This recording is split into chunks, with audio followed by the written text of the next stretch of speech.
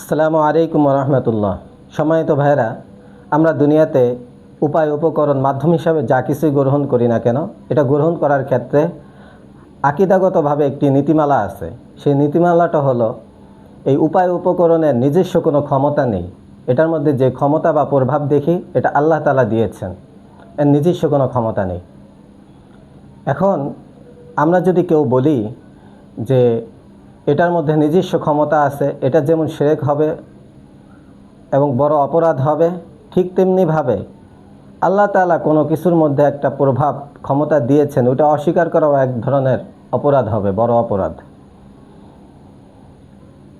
আর পাশাপাশি আমাদের এটাও মনে রাখতে হবে, এই উপায় উপকরণের মধ্যে আল্লাহ তাআলা যেমন ক্ষমতা দিয়েছেন, এই ক্ষমতা কতদিন থাকবে, এটার মেয়াদ, সময়কাল সব আল্লাহ কর্তৃক প্রদত্ত, নির্ধারিত। এখানে আমাদের কোনো হাত নেই। যেহেতু আল্লাহ তাআলা কর্তৃক প্রদত্ত, এখন এটার ক্ষমতা নিয়ে আমাদেরও গ্যারান্টি দেওয়ার কোনো অধিকার নেই। আর আল্লাহ তাআলা এটার মধ্যে ক্ষমতাও দিয়েছেন এবং এই মাধ্যমটা ব্যবহার করার পদ্ধতি, দিক নির্দেশনা শরীয়ত কর্তৃক নির্ধারিত। যে কোনো মাধ্যমে গ্রহণ করি না কেন, উপায় উপকরণ গ্রহণ করি না কেন, শরীয়ত এটা নীতিমালা দিয়ে দিয়েছেন, মাসলা মাসাইল দিয়ে দিয়েছেন।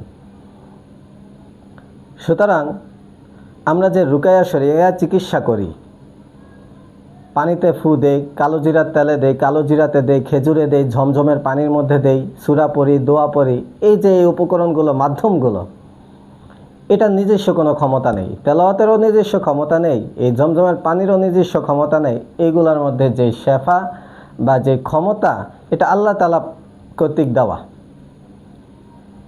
আল্লাহ তাআলা যদি চান তাহলে শেফা হবে, না হবে না। এই কারণে দেখবেন ডাক্তাররা পরীক্ষা নিরীক্ষা করে সুনিশ্চিত রূপে অনেক সময় রোগ ধরতে পারেন এবং ওটার ঔষধও প্রদান করেন, সঠিক ঔষধ, কিন্তু কাজ হইতেছে না। 1000 জনের মধ্যে 800 জনের হয়েছে, 2 জনের হয় নাই, 200 জনের হয় নাই। এরকম অনেক সময় হয়। একই রোগে আসছে, একই জাদুতে আসছে, আপনি একই সূরা কালাম পড়ে 2 জনকে দিচ্ছেন, একজনের হয়েছে আরেকজনের হয় নাই। কারণ এটার ক্ষমতা নিজস্ব নাই। নিজস্ব থাকলে কাজ করে ফেলতো। ক্ষমতাটা আল্লাহ তাআলা দিয়েছেন এবং কার ক্ষেত্রে বাস্তবায়ন হবে হবে না, এটাও তকদিরের মাধ্যমে লিখে দিয়েছেন। আমরা মাধ্যম হিসাবে এগুলা গ্রহণ করি। সুতরাং রুকায়ার ক্ষেত্রে এই তেলাওয়াত, এই দোয়া এবং এই পানি, এই তেল পড়া ইত্যাদি যাই আমরা করি না কেন, এগুলার নিজস্ব কোনো ক্ষমতা নাই। এটার মধ্যে যে ক্ষমতা আছে, এটা আল্লাহ তাআলার দেওয়া। এবং এই তেলাওয়াতের মধ্যে শেফা আছে, এই বিশ্বাস রাখতে হবে, কারণ এটা আল্লাহ তাআলা দিয়েছেন, এটা অস্বীকার করা যাবে না। যেমন ওয়ানাজ্জিলু মিনাল কুরআনি মা হুয়া শিফাউ ওয়া রাহমাতুল লিল মুমিনিন, এই কোরআনের মধ্যে আল্লাহ তাআলা শেফা রাখছেন। সুতরাং এটাকেও অস্বীকার করার কোনো সুযোগ নেই।